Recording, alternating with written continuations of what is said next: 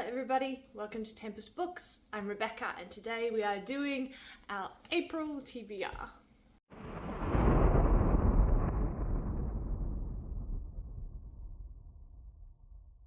So we have 7 books on my hopeful read list for April. I technically read that many books in March, but I think it was like 1,000 less pages than what this totals.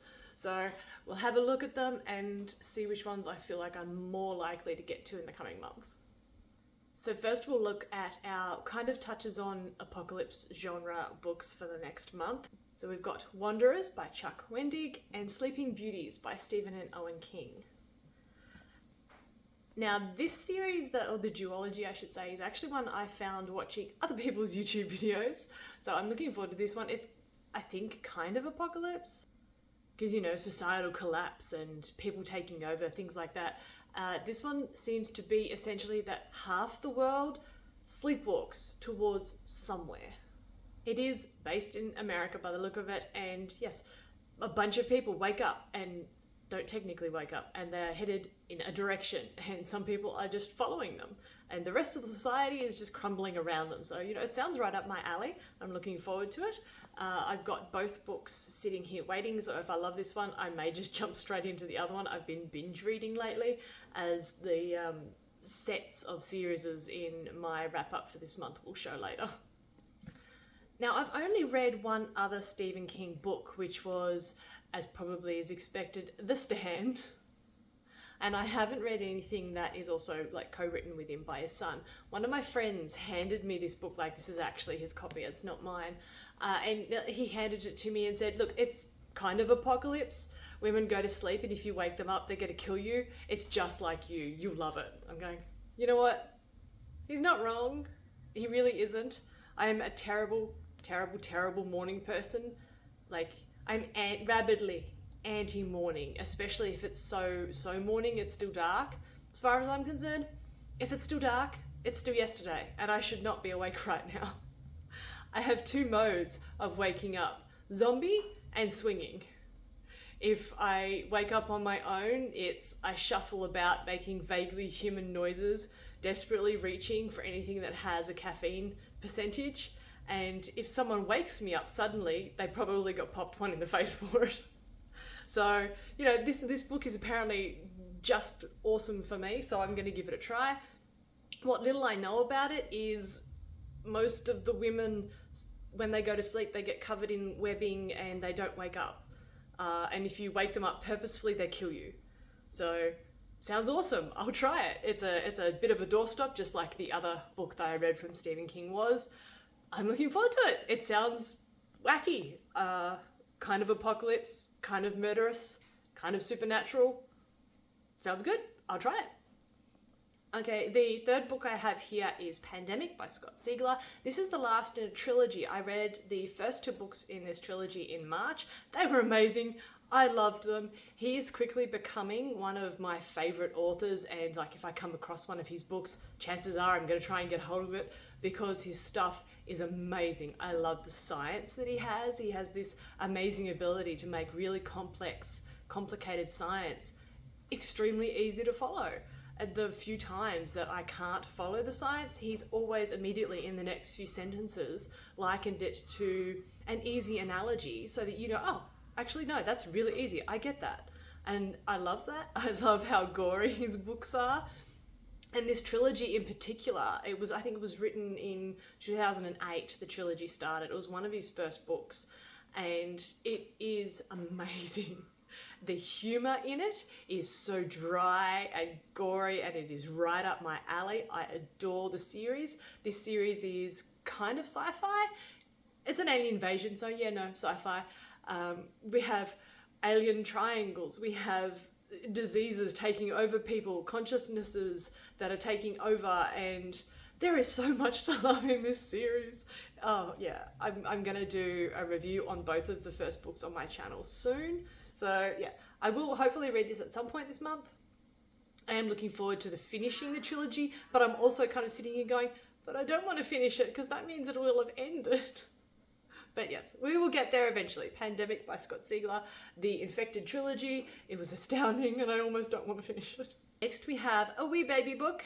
This one is Becoming Quinn by Brett Battles. This is the novella that starts a series about a cleaner, a guy who is essentially like those people in the beginning of the John Wick movie where, you know, they come over to his house, they clean up the bodies, he pays them some gold coins, and, you know, they made it so that there was basically no crime took place here. Nothing to see here, move along. This is the beginning of a guy who is in that career path. I believe he starts out as a policeman, something happens, and by the end of it, he's got a new name and a new job. And frankly, the series sounds awesome. I haven't read a book from that perspective before, so I'm looking forward to starting this one. And it's such a cute little thing. It's like, I knock that out before bed. The two dark romances I'm going to read this month, this one I've actually started it on ebook, and once I realised I was quite enjoying it, I went and I found a physical copy. Now this is a fairly recent physical copy. This is the re-release that's got an extra chapter. We are looking at Her Soul to Take by Harley LaRue. And it's paranormal sort of demon dark romance, and I'm looking forward to it. I quite enjoyed the first couple of chapters that I read in ebook. I'm kind of bummed that when I did decide to finally get it, that it's got the extra writing and the little sticker on the front. This is my pet peeve. Can't get rid of them. It drives me nuts. I'm so glad that I got the Witcher series, a book series, back when the covers were still just by themselves. They didn't have the now in Netflix sticker on them. But yes, I like the idea behind this one, and I liked the first few chapters that I read. This one will also be a fairly quick read for me. So the second to last book we've got is Untouchable by Sam Mariano. Is her say? Yep, Sam Mariano. This one is apparently quite a bit darker than the other stuff that I've got on the list or that I've read recently. And it's funny, I watched a video by a YouTuber that I watch quite often, and she was very passionately talking about how people shouldn't be ashamed when they're reading romances on having just, you know, that sort of book, like actual people on their covers rather than just art. And, you know, it really made me think, I don't actually think I've got almost any romance or dark romance that just have people on the covers. It never really occurred to me to see any difference between the people and the art. But yes, this is a dark romance. I think it revolves around sport and high school. Yeah, football and high school or college. I can't really tell what is when with American schooling. It's so different to what I have in Australia that I'm never quite sure when they're talking about senior and junior and if that's high school and what age that correlates to, or what college age is, because we just have high school and then 2 years of college when you're about 15 and 16, and then you go straight to uni. So I can't remember, and I'm gonna have to look it up. But this one is apparently fairly dark. It's football or sports based, and I think college. Actually be my third dark romance that has to do with sport. I actually read my very first two this month, although that had to do with hockey.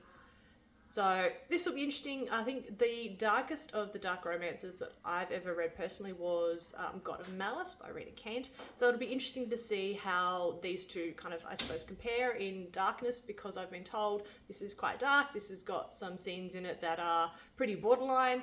And that was also what I was told about God of Malice. So it'll be interesting to see what I think of the two in comparison. And finally, the book I'm actually probably the most excited about. It took me a while to get hold of this book. This book is another Scott Sigler book. This one is The Crypt. It is the first in what is going to be a series. It's called Shakedown. I suppose The Crypt is actually like the total name of the series, and the actual book's called The Shakedown. But it's such a little title down there, you can hardly see it. But I had spent a long time trying to get hold of this book, actually. It's been out a couple of months, and I hadn't been able to get hold of it anywhere. Searching for it online led me to bookstores that were going to charge me between $70 and $80 AUD just for the book before it even got to shipping. So I actually contacted the author to find out if he had any bookstores in Australia at all that he knew might have carried his books and just like might not have been advertising them online. And unfortunately, because he is an indie author and it is just so far away from my hemisphere that I just wasn't able to get the book. And unfortunately, he wasn't able to find anyone in Australia that held his books. So I searched and in the end I found a reasonable priced copy. I paid about $40 for this one. And it shipped to me. I was so excited to open it, and it was big and it was hardcover. I'm like, yes, it was totally worth it. And I'm seriously looking forward to this book the most. And this is about a spaceship in a galactic federation, and they call it the Crypt because everyone on it is a dead man. Is a dead man walking.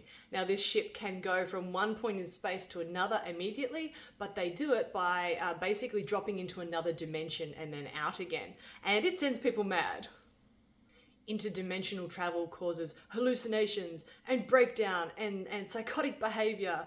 And so you will do everything you can to never be put on this ship. So I want to read about it. I want to read about how it makes you nuts, especially considering it's by Scott Sigler. And again, becoming one of my favorite authors. I can't wait to see how the amazing writing he's done in his other books that are based, in our world, in monsters or in aliens that have come to us. General absolute cool science and guts everywhere, and I want to see how he brings that to this book. This is definitely the most exciting book for me this month.